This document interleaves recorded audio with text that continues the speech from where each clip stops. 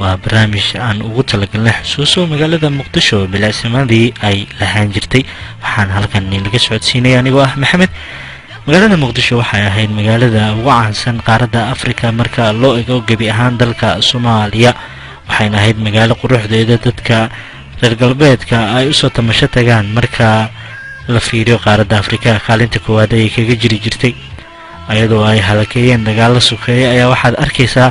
in haatan magaalada Muqdisho ay tahay mid ayadu lagu kala cararay laguna kala hayaamay meelahan aad u jeedaan waxa kamid ah meelihii laf dhabarta oo ahayd dalka Soomaaliya hadayna khalahayd hotel Curubo iyo xeebtii weyneed oo halkaasi ay ku tilmaansan ama ay ku soo barbar tilmaansan jireen qaar kamid ah dawladaha caalamka halkaasina ay u iman jireen tamashlayn muuqaalka haatan aad arkaysaan ayaa waxaa kamid ah dagaaladii burburkii suuqeeyay dalka Soomaaliya ee muddada 20 sano ah ay ku dhacday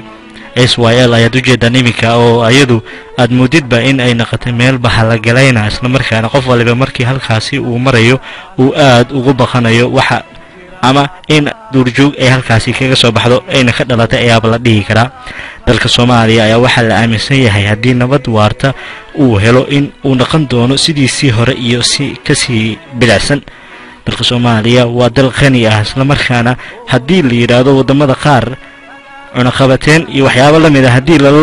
barbar dhigo waxaad moodaa in uu isku kalsoon yahay wax soo saarkiisa hadayna qalahayd badda bariga xoolaha dalka Soomaaliya xilligiisii hore gobolada qaar waxa ay ku tiirsanaayeen xagga xoolo dhaqatada qaarna waxa ay ku tiirsanaayeen xagga beeraleyda marka la fiiriyo gobolka Banaadir ayaa in yar waxaad moodaa nashad ahaantiisa inuu ku tiirsanaa xagga badda iyo malayga wax soo saarka xaggooda barnaamijkiina intaas ayaan ku soo gabagabeynayaa anigoo Maxamed Argentina ayaan ila socodsiinay sidaas iyo nabadgelyo assalaamu calaykum wa rahmatullaahi wa barakaatuh